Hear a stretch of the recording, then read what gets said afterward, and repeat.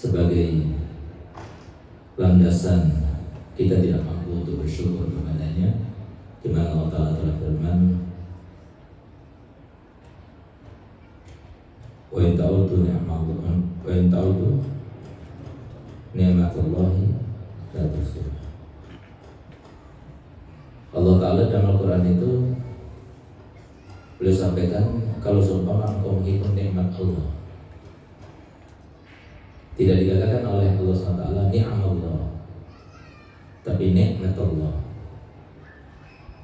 Karena satu nikmat yang datang kepada Allah itu dibalik itu bermacam-macam, bersegi-segi, bertubi-tubi, dan bercabang-cabang banyak nikmat. Sehingga Allah Ta'ala tidak mengatakan wa in ta'uddu ni'amallah, tapi nikmat Allah. Jadi satu saja nikmat yang kamu tahu dalam pikiranmu, kamu tidak akan mampu rentetan daripada nikmat itu, kamu tidak akan mampu untuk menghitungnya. Sehingga satu-satunya cara bersyukur kepada Allah Ta'ala adalah kita bersyukur kepada Allah Ta'ala walaupun pastinya kita tidak mampu untuk bersyukurinya terhadap nikmat yang kita ketahui maupun nikmat yang tidak kita ketahui, dengan harapan semoga kita termasuk sebagai orang bersyukur, jangan sampai kita terhitung sebagai orang yang kufur. Itu harapan kita. Dan selama kita pandangan dan persepsi kita selalu di dalam keadaan orang yang bersyukur, kita aman, kita dalam nikmat.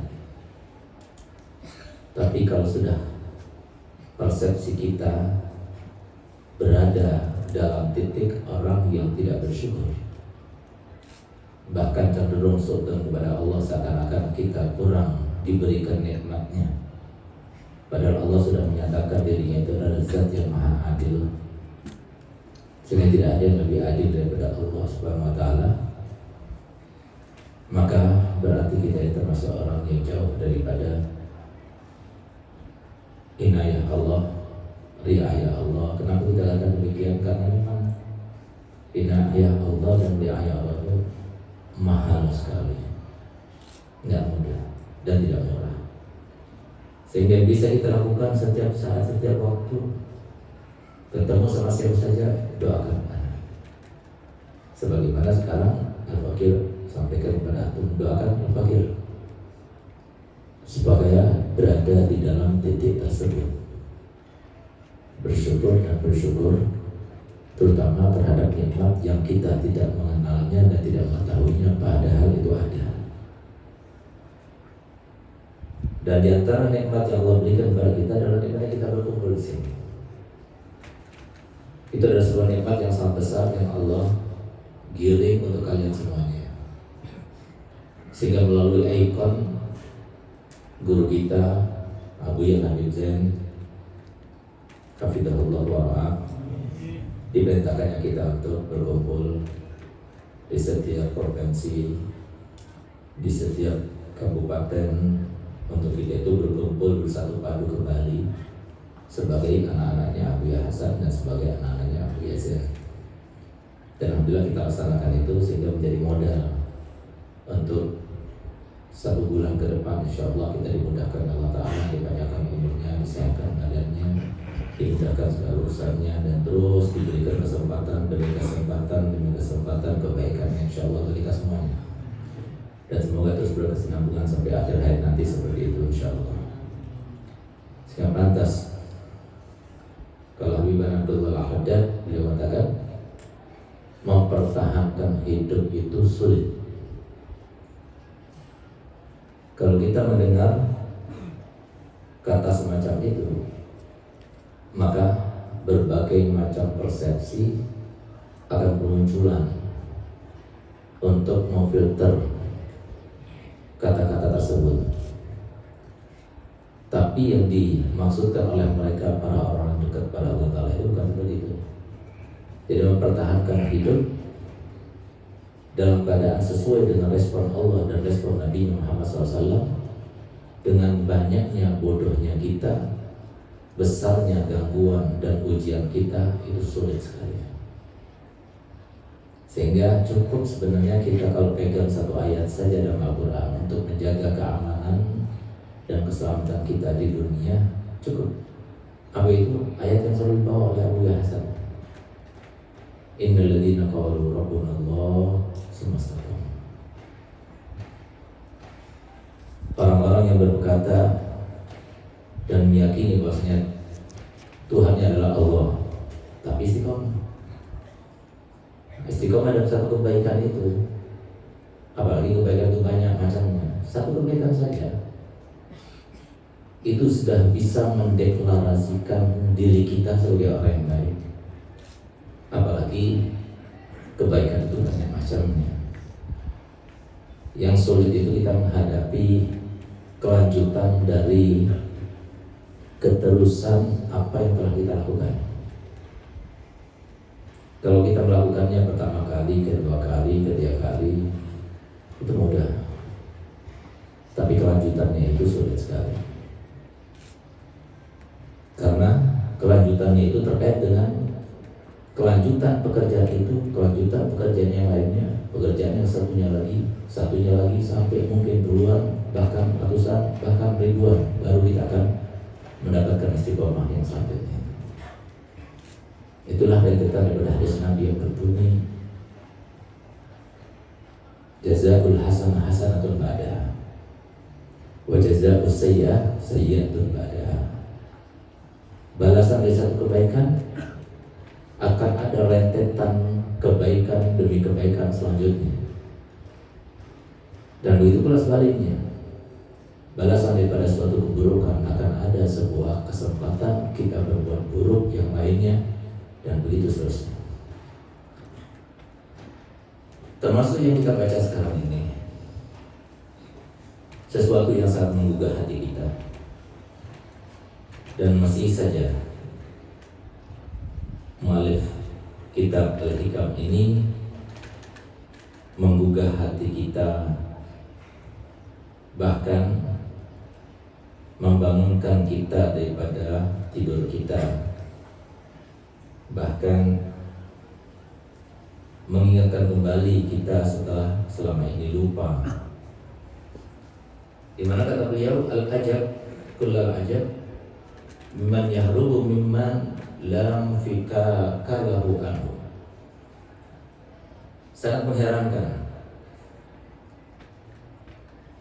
ketika ada orang itu lari daripada zat yang kita tidak mungkin akan lepas darinya. Dengan apa? Dia itu akan berusaha melepaskan dirinya dengan mengikuti hawa nafsunya, apalagi dengan mengikuti sesuatu yang jelas tidak pasti tapi penuh dengan keraguan dan kesangsian. Dan itu yang selama ini banyak terjadi pada kita. Padahal Nabi kita Muhammad SAW bersabda dalam hadisnya, "Da' ma yalibu ila ma la yalibu." Tinggalkan sesuatu yang meragukan itu. Menurut kamu kayaknya sih kayaknya gini, coba-coba, jangan coba-coba. Tapi kita ikut yang pasti saja.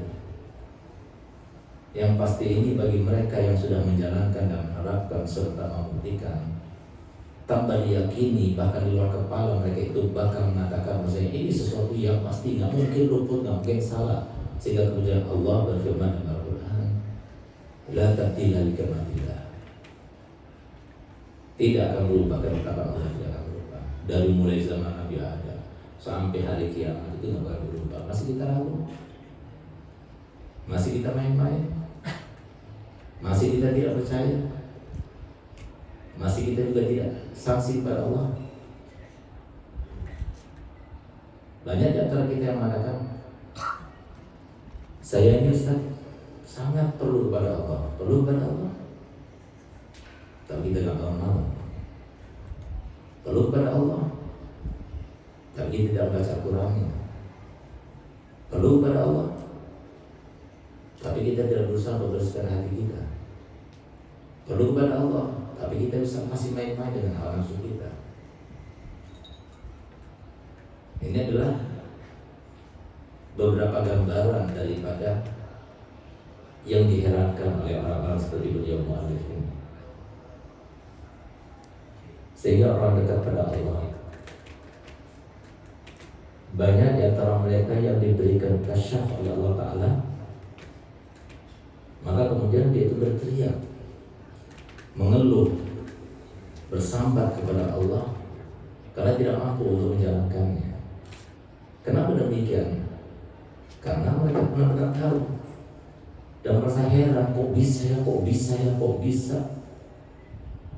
Orang matahari depan mata, tapi dia itu seakan-akan tidak melihatnya. Itu yang mereka herankan. Sehingga kemudian mereka memohon kepada Allah, meminta kepada Allah supaya dicabut kasyafnya lagi. Karena tidak mampu untuk menanggulangi hatinya yang terus melakukan takjub kepada mereka-mereka yang tadinya dia sangka begini, kok bisa dia begitu? Yang dia sangka begini dengan husnudzonnya, kok bisa dia begitu, dan sebagainya. Tidak terjadi. Oleh karena itu, maka banyak di antara kita tidak paham bahwasanya yang kita lakukan semua itu dengan kehendak Allah, dengan inayah daripada Allah, dengan rahmat dari Allah semata-mata, bukan karena kita, bukan karena usaha kita, tidak. Mungkin karena doa orang tua kita, atau doa guru kita, atau mungkin ada amal kebaikan yang dilakukannya sehingga kemudian Allah mengajarnya dengan kemuliaan berikutnya yang datang kepadanya itu. Sehingga dia tidak merasa bahwasanya kebaikan yang terjadi sekarang ini merupakan sebuah rentetan yang harusnya meyakinkan dirinya ini sesuatu yang pasti. Kenapa kita itu melihat kepada sesuatu yang meragukan? Yang pasti itu adalah Allah, yang pasti itu adalah Nabi kita Muhammad, yang pasti itu adalah kitab ini, yang pasti yang selalu kita baca dalam Al-Quran. Setiap kita baca Al-Quran ada sebuah kepastian. Masih ragu kita? Setiap hari kita melihat kepastian. Masih saja kita ikuti sesuatu yang tidak pasti. Padahal Nabi sudah memberikan kita perintah dan amar. Tak mayalibu, film mayalibu. Tinggalkan sampai kapan? Tambah lama kita tambah tua. Kendalikan nafsu kamu, matikan nafsu kamu. Gak bisa. Kalau nggak bisa mengendalikan, bisa matikan, nggak bisa matikan, kendalikan. Ikuti mereka sudah memastikan. Memang mereka hidupnya orang yang sudah memastikan itu. Kenapa? Mereka hanya berkata kepada mereka yang masih coba-coba dan mereka tidak yakin dengan kepastian itu, mereka hanya mengatakan fadzarhum fi khawdihim yal'abun. Siapa mereka? Mereka mau bermain-main, biarkan saja mereka bermain-main. Tapi apa yang mereka mainkan itu tidak akan seperti yang mereka sangka. Di dunia ini sesuatu yang sudah jelas, yaitu walan tajida li sunnatillahi tabdila walan tajida li sunnatillahi tahwila. Kata Allah nggak berubah. Dari zaman Nabi Adam sampai sekarang Allah tidak berubah. Ketetapannya juga tidak berubah. Kemuliaannya juga tidak berubah. Rahmatnya juga tidak berubah. Karomnya juga tidak berubah. Syafaqahnya juga tidak berubah. Berusaha dekatnya kepada kita tidak berubah. Kita yang berubah. Kita yang berubah kepada Allah. Selalu berubah kepada Allah. Selalu main-main dengan Allah. Bahkan dalam sholat pun kita juga merasa seperti itu. Ini yang terjadi sekarang. Kenapa? Karena kita lupa bahwasanya keseharian kita itu adalah sebuah proses untuk menguatkan keimanan sehingga kemudian pikiran kita itu menjadi satu. Nggak ada keraguan, nggak ada sanksi, nggak ada lagi yang tidak pasti, tapi semuanya pasti. Caranya tidak ada lain, harus kita kuatkan. Usahakan kita berani dulu untuk mencoba menguatkan diri, meyakini diri bahwa semua yang disampaikan Nabi Muhammad benar. Kita lihat profil yang bisa kita contoh dari cucunya sendiri, Sayyidina Ali Zainal Abidin, Sayyidina Muhammad Baqir, Sayyidina Ja'far Shadiq, sahabat-sahabat Nabi, para tabi'in, para sholihin. baca itu bisa. Itu mereka sudah mencoba, dan pasti terus ulang lagi. Tambah sholatmu, tambah sholawatmu, tambah Quranmu, tambah sedikmu, usdud Allah, ukunu mas-shadiqin. Nanti baru Allah akan berikan semuanya. Sehingga lantas kalau mereka mengatakan al-ajab, fawqal ajab au kullal ajab, kok bisa mereka itu mempunyai pikiran bisa lari dari Allah? Lari kemana kita? Mau kemana kita?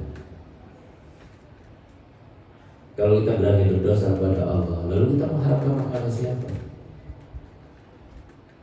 Rahmat orang tua yang sekarang sudah mungkin tinggal satu, bahkan dua-duanya sudah tidak ada. Mereka lah manusia betul-betul mencintai manusia lainnya selain daripada Nabi kita Muhammad SAW kepada umatnya. Lalu manusia siapa yang lagi yang kita harapkan, yang mau kita coba-coba lagi?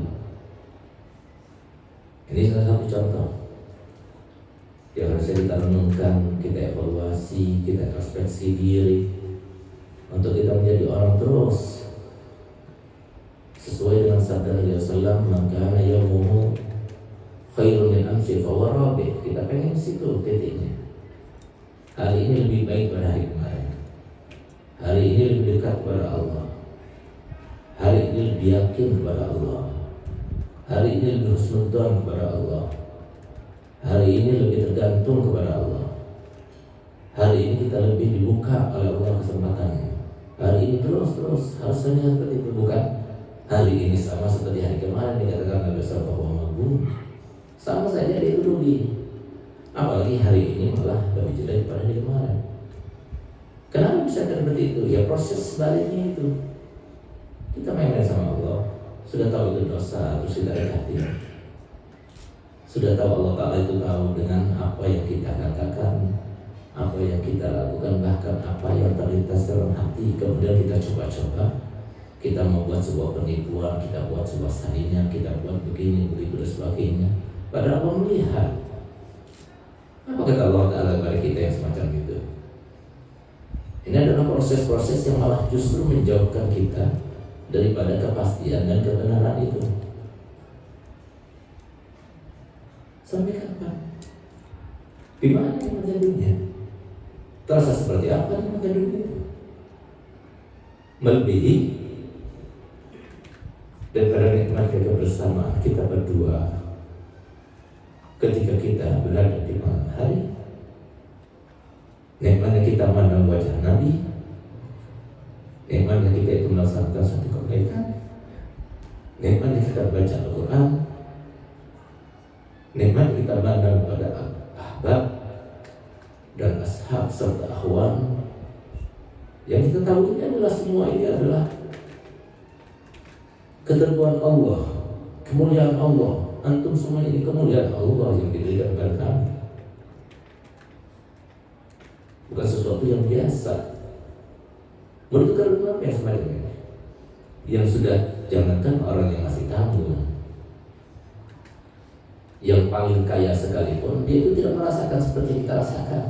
Sehingga kemudian mereka para aulia itu berkata, kalau seandainya mereka para raja-raja dan orang-orang yang kaya itu tahu dengan apa yang kami rasakan, pasti mereka akan memerangi kita, karena mereka tidak mendapatkan apa yang kita dapatkan, sedangkan mereka telah mendapatkan semuanya seperti yang mereka kira, tapi mereka tidak mendapatkan seperti yang kita rasakan.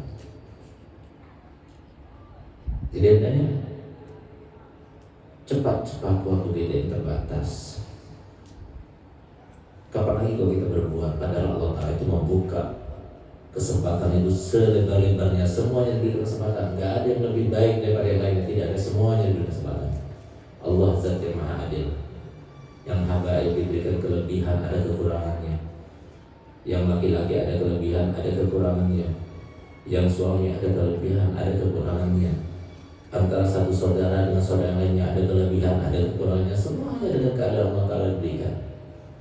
Tapi kita itu selalu suudzon kepada Allah, selalu kurang kepada Allah. Padahal semua tahap manusia itu hampir dikatakan sama persis, tinggal nunggu waktu saja. Tapi jangan kita itu sampai menoleh atau terbawa arus kepada sesuatu yang sangat tidak berarti. Apa yang tidak berarti? Banyak hal tidak berarti, terutama yang paling tidak berarti seperti yang disampaikan Nabi SAW. Min husni Islam maritabuhu malayani, malayaninya yang paling malayani itu adalah dunia, urusan dunia itu. Kenapa? Yang paling dijamin Allah Ta'ala tidak disebutkan yang lain-lainnya, tapi yang paling dijamin Allah Ta'ala adalah dunia kita. Rezeki kita itu adalah jaminan yang Allah tetapkan dalam Al-Quran. Sehingga kalau kita itu kemudian ragu terhadap sesuatu yang sudah dijamin, yang pasti, gak mungkin luput, pasti gak akan berlebih, gak akan berkurang. Kalau kalian ditakdirkan tidak punya mobil, selamanya gak akan punya mobil. Kalau kalian ditakdirkan punya mobil 4, selamanya kalian akan dapat 4. Kalau belum 4 pasti akan dapat. Gak akan turun, gak akan tambah. Tapi responnya orang tua kita kepada kita, respon guru kita kepada kita, saudara kita kepada kita, masyarakat dengan kita, murid kita kepada kita, itu semuanya adalah sesuatu yang harus diusahakan, diupayakan. Bagaimana caranya? Usahakan kita itu berada di dalam titik di mana di dalam titik itu, posisi itu, di situ adalah kita Muhammad SAW. Itulah maksud daripada firman Allah Ta'ala, laqad kana lakum fi Rasulillahi uswatun hasanah. Uswah di sini bukan tauladan saja artinya. Sebagai mufassir mengatakan barometer harapan kalian itu terlaksana dan terrealisasikan, itu barometer itu Nabi Muhammad. Seberapa banyak kita itu mengikuti Nabi Muhammad, seberapa kadar, seberapa besar kita mengikuti jejak Nabi Muhammad, maka dengan kadar itulah Allah akan memberikan keutamaan, kemuliaan seperti keutamaan dan kemuliaan yang Allah berikan kepada Nabi Muhammad. Itu yang kita lakukan sekarang.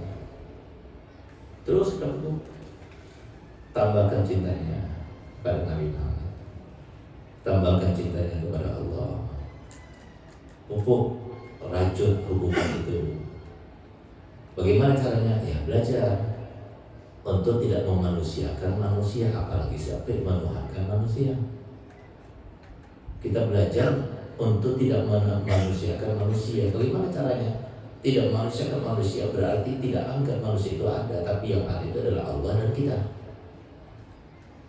Tapi malah sekarang ini kita mentuhankan manusia, sampai-sampai na'udzubillah banyak di antara kita lebih takut kepada istrinya ketimbang kepada Allah.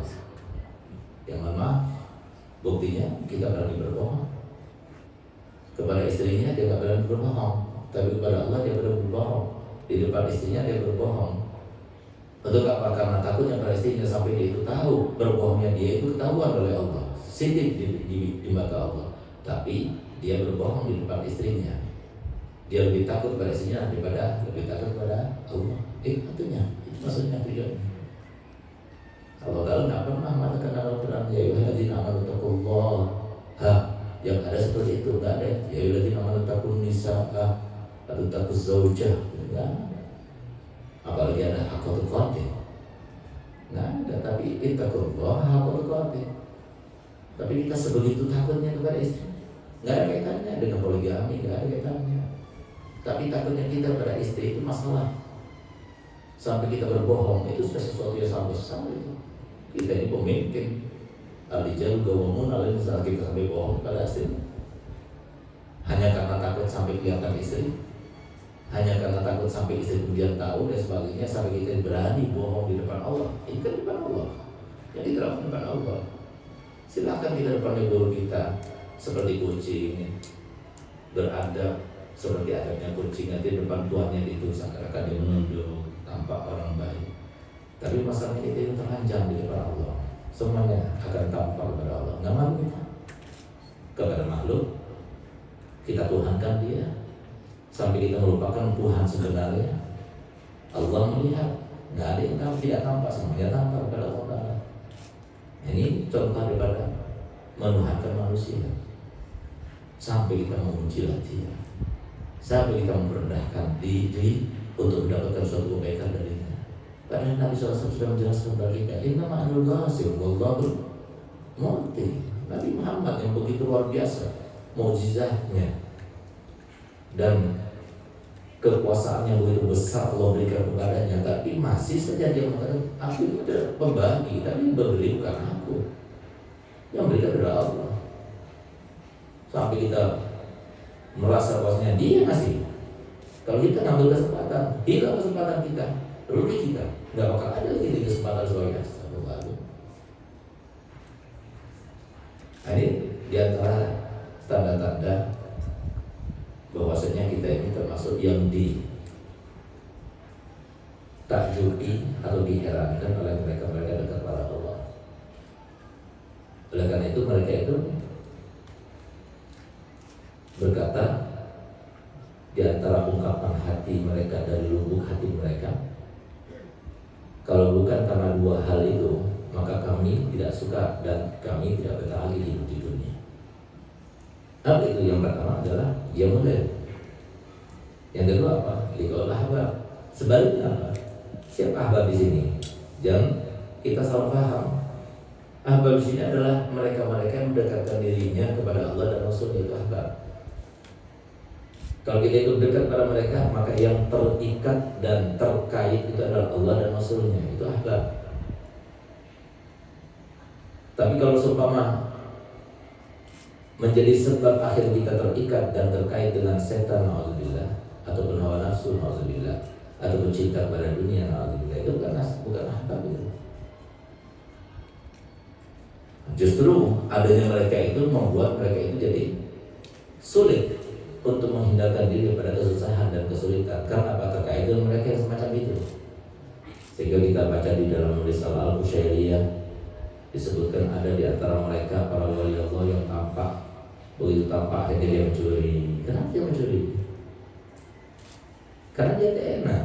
Dipandang manusia dalam keadaan enak, baik, itu nggak enak. Karena dipandang mereka dengan yang baik-baik saja, sehingga mereka punya harapan. Itulah manusia. Jadi mu'amalatuna fima bainana yata'assas ala al-musyahah. Ini baik karena baik, ini nggak baik karena nggak baik, itu manusia. Jadi kalau dia itu akan melakukan suatu hubungan dengan kita, maka dilihat dulu apa yang saya dapatkan dari dia. Itu manusia. Sehingga kalau dia ukur ternyata kebaikan yang didapatkannya lebih banyak ataupun kebaikan yang didapatkannya hanya sedikit, masih ada peluang yang lainnya, maka dia akan tinggalkan. Itu atas dasar musyahah namanya. Setiap manusia seperti itu. Sehingga kalau seumpama seorang wali tampak kepada manusia sekarang ini, maka dia itu akan datang kepadanya, mendekat kepadanya, mau melayani dia, mau khidmah. Kan itu tujuannya ada. Supaya apa? Supaya mudah urusan dunianya, kabul hajatnya, bisa kawin lagi, bisa mimpi Rasulullah, bisa ini, walaupun itu baik tujuannya, tapi itulah tujuan manusia. Sehingga orang-orang yang dekat pada Allah itu kemudian didekati dengan maksud-maksud begitu, dia nggak betah, dia nggak senang, dia pengen seseorang yang sama seperti dia. Nggak ada tujuannya kecuali ingin merapat secepat-cepatnya kepada Nabi Muhammad SAW dengan kilat secepat mungkin berada dalam hatinya, dengan kilat ingin membuat tersenyum Nabi Muhammad SAW. Itu benar-benar harapan. Kalau sudah bergabung dengan sepanjang hidup, dia tenang. Oleh karena itu maka ini adalah sesuatu teguran bagi kita semuanya. Ayo sampai kapan? Berbuat diri kita sendiri, jangan berbuat orang lain. Ku anfusakum wa ahlikum nar. Kita nggak tahu meninggalnya kapan, tapi yang pasti kalau kita meninggal sendirian. Wa laysa lil insani illa ma sa'a wa anna sa'yahu sawfa yura. Nggak ada kita itu hidup dengan amalnya orang lain, kita sendiri. Maksimalkan untuk kita masih ada waktu. Kalau kita bisa ada waktu untuk matikan nafsu, matikan nafsu. Kalau ada waktu untuk kita menambah pahala, nambah pahala. Kalau kita ada waktu untuk berbuat dosa, berdosa. Kalau kita ada waktu untuk merasakan ketentuan Allah yang tidak enak jadi enak, nikmat merasakannya. Bukan kesempatan kapan lagi? Sekarang mungkin. Lakukan, jangan kita melihat semata-mata hanya kepada goyangnya saja, tapi jadilah orang yang cerdas, jadilah orang yang cerdik, jadilah orang yang cermat, yang melihat segala sesuatu bukan cuma hanya dari satu pandangan, tapi dari banyak sisi. Itu yang dikatakan Nabi Muhammad SAW, sehingga tambah kuat lagi iman kita, tambah kuat lagi ketakwaan kita. Itu maksudnya. Oleh karena itu maka paling sedikit yang harus kita timbulkan dalam hati kita adalah 3 hal. Yang pertama, jangan pernah merasa diri kita lebih baik daripada orang lain. Pastikan itu. Kalau kita sudah merasa diri kita lebih baik daripada orang lain, maka tertutup sudah hati kita, terhijab sudah hati kita. Kenapa? Orang lain itu siapa? Nah, itu masalahnya. Orang lain itu ada di antara mereka para wali Allah. Orang lain itu ada di antara mereka ada kekasihnya Nabi SAW. Orang lain itu ada di antara mereka Ash'ad akbar lo aksamallah la barra. Orang lain itu ada di antara mereka yang karenanya Allah turunkan pujian selama ini, Allah turunkan kebaikan selama ini, yang karenanya justru dia itu mendapatkan kebaikan juga karenanya. Itu kemudian dia merasa lebih baik darinya. Dia tidak tersinggung, tapi yang tersinggung itu yang punya dia itu siapa? Jadi rentetan itu banyak sekali. Itu loh maksudnya. Setelah kita itu membayangkan dan menggambarkan gambaran-gambaran seperti yang saya sebutkan tadi, mempertahankan hidup itu sulit sekali. Yang bisa kita lakukan, doakan anak doakan antum doakan anak doakan antum. Anak alhamdulillah setiap pagi bacakannya saya untuk antum juga harus balas harusnya. Sebagai misalnya antum agak pernah guru, doakan. Yang saya pernah menyelamatkan itu adalah kita berusaha sendiri susah karena lingkungan sudah sulit sekarang, bukan seperti zaman Nabi, bukan seperti zaman di mana pada saat itu orang-orang itu berusaha untuk dekat pada Allah. Tapi sekarang ini adalah zaman yang dikatakan bahwa itu nasabat malu ilaman indahu malu wa man lam yakun indahu malu fa nasu buka malu. Jadi sekarang nggak usah menampik diri kita. Mungkin kita juga termasuk seperti itu, terlalu membesarkan sesuatu yang dihinakan dan direndahkan oleh Allah dan Nabi Muhammad SAW. Kita besarkan. Nabi mengatakan direndahkan, kita mengagungkan. Nabi mengatakan jangan dihiraukan, kita hiraukan. Sampai kapan kita seperti itu? Kecilkan. Yang penting kita usaha. Tidak mungkin Allah tidak akan memberikan apa yang kita usahakan selama kita masih usaha. Karena sudah terlintas dalam hati kita ingin begini, ingin begitu, Allah sudah berkehendak mau memberikannya kepada kamu. Tapi jangan sampai kemudian kita bersandar kepadanya, sampai merendahkannya, apalagi sampai menuhankan manusia. Tetap kita berkeyakinan rezeki kita itu sudah ada. Hari ini ada, besok ada, lusa ada. Besok lusa ada, pasti nggak mungkin salah. Kalau besok lusa kamu itu ditakdirkan punya mobil. Kalau besok lusa itu kamu ditakdirkan kamu dapat sekian, nggak akan lebih, nggak akan kurang, pas seperti yang ditentukan. Pastikan ini pasti. Lusa kamu begini itu nggak pasti. Jangan diikuti jadi bersandar pada saat itu belajar bersandar pasti. Sehingga karena ini tidak pasti, ikut yang pasti. Kalau begitu, gimana caranya untuk mendapatkan pasti? Ya berdoa kepada Allah sambil berharap, sambil mempunyai keyakinan kalau memang resiko aku dapat. Kalau bukan resiko, berarti aku terima, bukan resiko. Jadi nggak ada mau kemudian kita itu mau cikal sana, mau cikal sini sampai melakukan sesuatu yang dilarang oleh gurunya. Mereka itu adalah ikon daripada Allah SWT, ikon daripada rahmatnya. Lalu kita akan mendapatkan halal thayyiban. Halal mungkin kamu dapat, tapi thayyibannya enggak. Berarti pada saya gitu. Beban itu nanti. Dia pertanyakan kepada orang. Jadi harus kita menjadi orang-orang yang enjoy menjalani dan menghadapi urusan dunia itu. Sebagaimana kita itu menjadi orang yang paling enjoy ketika menghadapi istri kita kalau kita itu berada dalam titik tersebut. Nah, makanya pentingnya Qiyamul Lail itu apa? Untuk apa Qiyamul Lail? Apa sih yang kita dapatkan dengan Qiyamul Lail? Dan nanti kita akan malam dengan baik-baik. Kita tidak perlu malam karena Allah mau. Kita tidak perlu malam karena Allah mau bertemu dengan kita.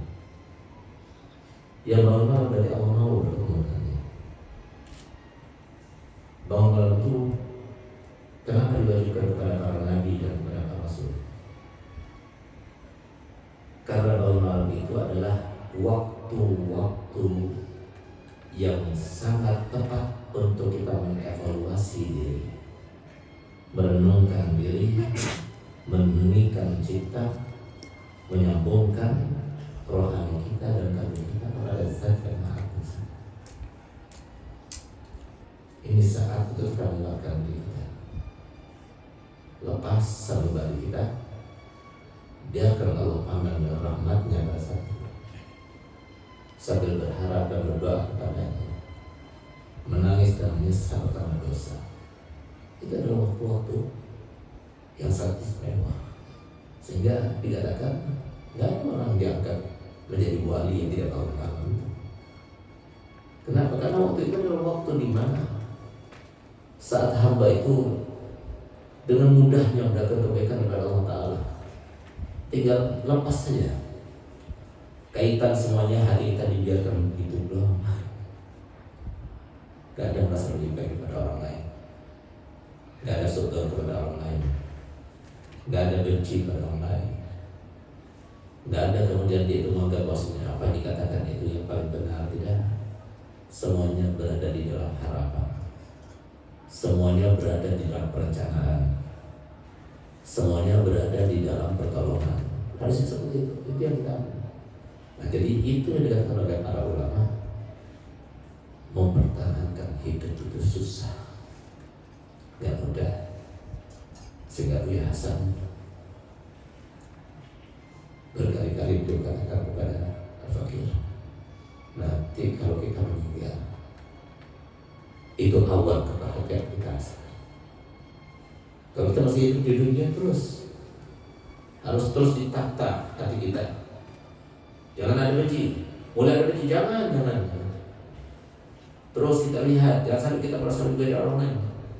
Kalau kita melakukan sesuatu ini, lakukan yang lainnya supaya kita tidak merasa seperti itu. Terus manage. Hati-hati godaan setan, hati-hati godaan nafsu, hati-hati cinta pada dunia, hati-hati terus. Itu mereka itu mempertahankan itu tidak mudah, itu mengambil energi itu. Mungkin kita lihat mereka itu dalam keadaan tertawa, tapi hatinya menangis. Mungkin kita lihat mereka itu dalam keadaan rehat, tapi hatinya itu sedih. Kenapa? Karena mereka selalu berada dan fokus kepada hati itu. Tidak, itulah kita hidup. Kalau kita tidak belajar, sampai kapan kamu belajar? Kita ini semua contoh. Kita diharapkan sama mereka. Kita diharapkan Nabi untuk mengangkat setinggi-tingginya anak keturunan kita dan juga anak santri kita, murid kita. Dan mulai saat ini kita harus membangun. Semuanya punya kesempatan, semuanya punya kesempatan. Modalnya satu, bersihkan hati kita. Biarkan hati kita lepas, pasrah, dibilas dengan rahmat dan anugerah serta berkahnya Allah, sehingga terbangunkan suatu kekuatan yang kokoh dalam jiwa kita, sehingga disitulah menjadi tambatan rahmat, tambatan berkah, tambatan kekuasaan Allah, kehendak Allah terkait dengan Nabi Muhammad, terkait dengan para sahabat dan sebagainya. Itu harus kita bangun. Tapi jangan kita memikirkan sesuatu yang sifatnya itu kecil, yang dipandang Allah Ta'ala itu tidak sebanding dengan satu sayap dari seekor nyamuk. Jangan. Ini kesempatan bulan Maulid, bulan untuk kita capek-capek. Bulan Maulid, bulan untuk kita itu berdakwah. Berdakwah dengan Nabi Muhammad. Gimana cara berdakwah dengan Nabi Muhammad? Usahakan keluar dari hatinya, berusaha memohon kepada Allah seperti Abu Hasan mengajarkan kepada kami, kalau kamu mau dakwah kamu diterima, kamu lihat semuanya dari A sampai Z, lihat semuanya, pandang Untuk apa? Untuk kau pastikan semua yang kau pandang itu lebih baik dari kamu. Berani bersumpah mereka lebih baik dari kamu. Begitu pandang lagi, lihat lagi mereka satu persatu. Untuk apa? Untuk melintaskan dalam hati kita sesuatu. Apa itu ya Allah? Jadikan apa yang kita lakukan sekarang ini ya Allah jadi sebab Engkau ridho kepadaku. Dihapuskan dosa-dosaku, diangkat derajatku, dan ditambah pahalaku. Lalu lihat lagi dari awal sampai akhir. Untuk apa kita lihat yang ketiga kalinya? Meminta kepada Allah, berikan aku dan mereka semuanya hidayah. Allah bisa berikan hidayah. Kita tidak bisa berikan hidayah. Kita cuma bisa ngomong saja. Kita bisa menyampaikan saja. Tapi Allah yang menentukan, Allah yang mentakdirkan. Yang semacam ini dibutuhkan oleh Nabi Muhammad SAW. Kapan dan sekarang nantinya? Gimana caranya? Ikuti. Jangan kamu itu repot-repot melakukan sesuatu yang tidak ada. Yang ada di depan kamu itu berrespon. Baiklah kita mau bikin sesuatu yang jauh daripada yang ada di gakaiannya, di depannya, penyaksiannya. Tapi itu mau melari kepada yang lain. Itu sudah disediakan Allah Ta'ala sini lah. Yang penting ada sidik kepada Allah. Wa kunu mushadiqin. Sidik benar-benar. Ini bukan main-main. Kita hidup di dunia bukan main-main. Sehingga pantas secara Allah sedih itu kemudian dia itu suatu waktu dia duduk termenung sambil menangis di depannya Sayyidina Umar bin Khattab dan yang mengatakan andai kata saja aku adalah seekor kambing itu yang diumumkan oleh pemiliknya, setelah itu kemudian disembelihnya, setelah disembelihnya dimakannya, dipunyahnya, kemudian dicerna dalam perutnya lalu jadi kotoran. Andai kata aku kambing yang sekarang jadi kotoran itu. Sayyidina Umar ketika memandang, mendengarkan, mencermati yang dikatakan Sahabat Siddiq, maka dia balik berkata juga, andai kata aku adalah rumputan yang dimakan oleh binatang ternak itu, kemudian dicerna dalam perutnya dan kemudian sekarang menjadi kotoran, andai kata aku rumput yang sekarang menjadi kotoran itu.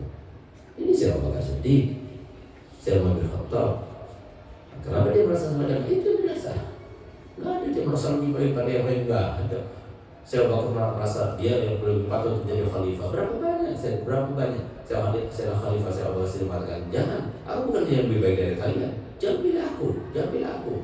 Setelah diangkat menjadi khalifah, dia masih memberikan lagi pada mereka. Sampai kemudian mereka kemudian kembalikan lagi kepada Abu Bakar Siddiq. Sehingga saat itulah dia tahu bahwa sehingga ada sesuatu ketetapan pada Allah harus jalankan dengan benar. Respon. Jangan jauh-jauh. Yang ada di depan kita itu ada respon. Kita dari di depan dari nggak sebelah. Jangan kita mengadakan sesuatu yang tidak ada atau sampai kemudian tanpa izin daripada Abu Yazid, tanpa ridhonya dan sebagainya, kita melakukan sesuatu yang di luar daripada kewajiban kita dan sebagainya. Anak lagi. Padahal mau fihodingan abun, nggak ada artinya seperti itu. Ini loh yang di depan indikator. Allah melihat, Allah menyaksikan, Allah akan membalas, Allah akan mengganjar, Allah akan menaikkan derajat kamu. Tapi itu mau. Jadi untuk menjalani kehidupan semacam ini itu adalah sesuatu yang sangat sulit. Oleh karena kita mohon pada Allah Ta'ala, ini adalah ikon yang sangat bagus, di mana Allah jadikan pertemuan kita setiap bulan sekali ini menjadi sebab insyaallah terleburnya besar kita. Sehingga terus kita diperbaharui oleh Allah Ta'ala ahad kita, sehingga kita pulang ke rumah dalam keadaan bersih lagi hati kita, bersih lagi pikiran kita, sehingga kita tidak bersujud kepada Allah, bersujud kepada manusia, tidak merasa diri kita lebih baik pada orang lain, pendapat kita lebih baik pada pendapat yang lain, tapi semuanya berharap, semuanya berada dalam syafaat, semuanya berada dalam pertimbangan, semuanya berada dalam pertolongan siapapun dia. Karena sebenarnya tidak ada satupun maksiat yang dilakukan ataupun sebanyak-banyaknya maksiat yang diperbuat sama sekali tidak akan menambah sedikit pun atau mengurangi sedikit pun daripada kemuliaan Allah. Sebagaimana kata tadi tidak menambah sedikit pun. Jadi jangan sok-sokan dengan kebaikan kita kemudian kita merasa begini. Jangan sama sekali. Lakukan apa yang bisa kita lakukan supaya kita itu bisa dengan mudah mengalir pada nafsu kita. Jangan kamu punya perasaan begini, jangan kamu punya perasaan begini terus. Untuk apa? Supaya kita itu mudah untuk menanggulangi perasaan-perasaan semacam itu, yang tentunya maksudnya tujuannya menjerumuskan kita. Alhamdulillah. Jadi itu saja hidup ini. Nggak usah kita itu sampai kemudian berlebihan, kita tidak mampu untuk melakukannya. Semoga kita dimudahkan untuk menjalankannya, dan semoga Allah Ta'ala menjabarkannya untuk kita dengan mudah, sehingga kita bisa melihat dengan tampak jelas di dalam pikiran kita yang pasti-pasti, yang meragukan kita jauhkan daripada pikiran kita. Dan semoga kita selalu berada di dalam riayah Allah, hidayah Allah, inayah Allah, dan di dalam syafaat Nabi kita Muhammad SAW. Ala hadiniyah wa likuniyah salihah wa ala man arsalna salih. Al-Fatihah.